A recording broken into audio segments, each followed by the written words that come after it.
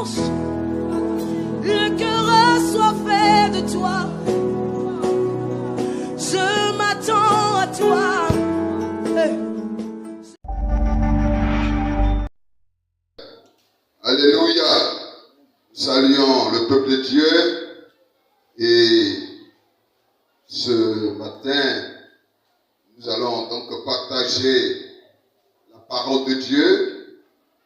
En de telles circonstances, c'est la parole de Dieu qu'il nous faut. Nous savons tous ce que nous vivons en ce temps, qui sont les derniers.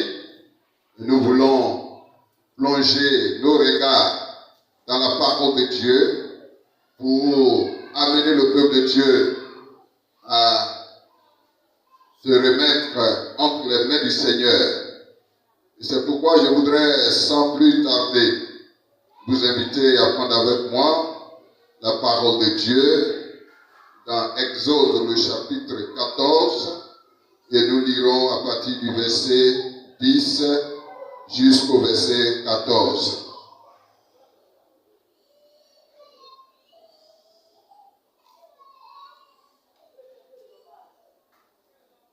Les enfants d'Israël levèrent les yeux et voici, les Égyptiens étaient en marche derrière eux. Et les enfants d'Israël eurent une grande frayeur et criaient à l'Éternel. Il dit à Moïse, n'y avait-il pas des sépulcres en Égypte sans qu'il fût besoin de nous mener mourir au désert? Que nous as-tu fait en nous faisant sortir d'Égypte? N'est-ce pas là ce que nous te disions en Égypte? Laisse-nous servir les Égyptiens, car nous aimons mieux servir les Égyptiens que de mourir au désert. Moïse répondit au peuple, ne craignez rien, restez en place et regardez la délivrance que l'Éternel va vous accorder en ce jour, car les Égyptiens que vous voyez, vous ne les verrez plus jamais. L'Éternel combattra pour vous et vous gardez le silence. Nous te bénissons, Seigneur, pour ta bonne parole. Nous prions au nom de Jésus-Christ que, Seigneur, tu prennes le contrôle, que tu parles au cœur de ton peuple. Merci de le faire au nom de Jésus-Christ. Amen. Les épreuves arrivent souvent dans la vie des hommes du monde comme dans la vie du peuple de Dieu. Mais dans tous les cas, ces épreuves sont toujours et ont toujours été passagères. La pandémie qui sévit actuellement prendra fin. Pour revenir à notre texte, le peuple d'Israël libéré de la captivité de l'Égypte, alors par la main puissante de l'Éternel, était en partance pour le pays promis, lorsque subitement Pharaon, roi d'Égypte, et son armée est encore allé à la poursuite de ce peuple. Et la Bible dit que ce peuple a levé les yeux, a regardé, voyait Pharaon, son armée qui avançait, et était troublé, paniqué, et a commencé à murmurer, à accuser Moïse de les avoir fait sortir pour mourir dans le désert. Bien-aimés, devant les menaces de l'ennemi, alors le peuple de Dieu était véritablement paniqué. Aujourd'hui encore, devant le Covid-19, nous voyons aujourd'hui le monde entier qui est paniqué, qui est troublé. Même les grandes puissances alors sont déboussolées et sont impuissantes devant ce virus mortel. Et bien aimé, tout le monde se demande. Alors, dans le cas d'Israël, Moïse, sous l'inspiration divine, a indiqué des attitudes à observer pour voir la délivrance de Dieu. Ce qui fera donc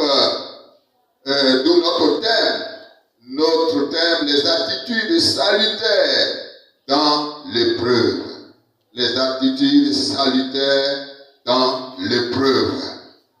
Bien-aimé, pour que Dieu accorde la délivrance à son peuple, ce peuple devra donc observer des attitudes qui feront l'objet de notre méditation. Notre désir est que chaque enfant de Dieu observe ces attitudes pour être secouru dans ces temps difficiles. La première attitude à observer, c'est de ne pas avoir la vision de l'ennemi, c'est-à-dire de ne pas regarder à l'ennemi. Les enfants d'Israël levaient les yeux et regardaient à l'ennemi, à Pharaon, à son armée. Et aujourd'hui, dans tous les médias, on nous fait voir le Covid-19, ce virus. Et tous les médias font la propagande de ce virus, voyant la destruction des hommes causée par ce virus. Et bien aimé, nous voulons que nous n'ayons pas les yeux sur ce virus, mais bien au contraire, que nous puissions regarder à notre Dieu. Alléluia. Dans Psaume 34, le verset 6, la parole de Dieu dit, quand on tourne vers lui, vers l'Éternel, les regards, on est rayonnant de joie et le visage ne se couvre point de honte. Et David disait dans Psaume 121, verset 1 à 2, il dit, je lève les yeux vers les montagnes, d'où me viendra le secours? Le secours me vient de l'Éternel qui a fait les cieux et la terre. En ces temps difficiles, nous ne devons pas regarder alors à l'ennemi. Nous ne devons pas regarder aux dégâts causés par ce virus, mais nous devons plutôt regarder à l'Éternel, à la puissance de notre Dieu qui peut éradiquer ce mal et apporter la guérison et la délivrance à tout le monde entier. Alléluia. La deuxième attitude, c'est ne pas se plaindre, ne pas accuser les autres. Les enfants d'Israël accusaient Moïse, ils se plaignaient de ce que Moïse les a fait sortir. Oh, dans ces temps qui sont les derniers, à cause de cette situation, combien de fois certaines autorités sont indexées d'avoir laissé entrer le virus à des personnes.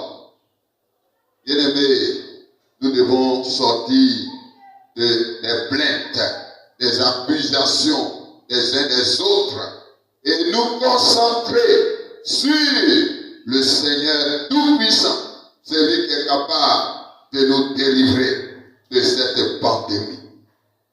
Troisième attitude, Moïse dit au verset 13, ne craignez pas, ne craignez pas. Oui, tout le monde est paniqué. La crainte s'empare des uns des autres.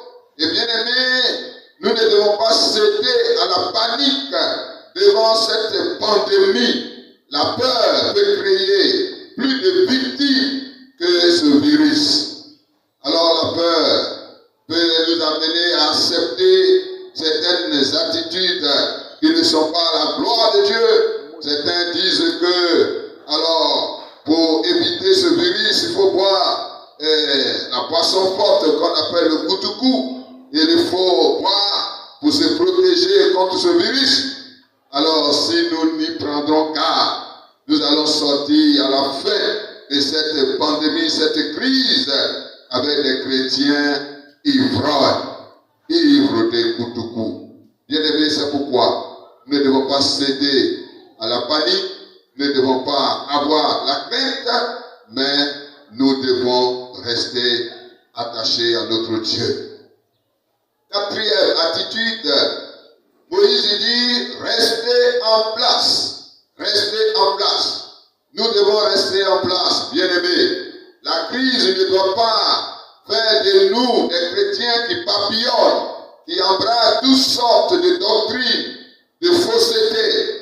Mais nous devons rester dans la bonne doctrine.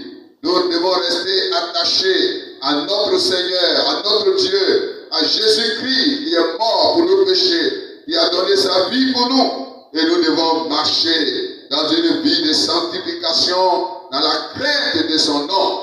Alors, nous ne devons pas nous papillonner partout pour embrasser toutes sortes de doctrines. Cinquième attitude que nous devons avoir, alors, Moïse l'a dit, gardez le silence. Gardez le silence.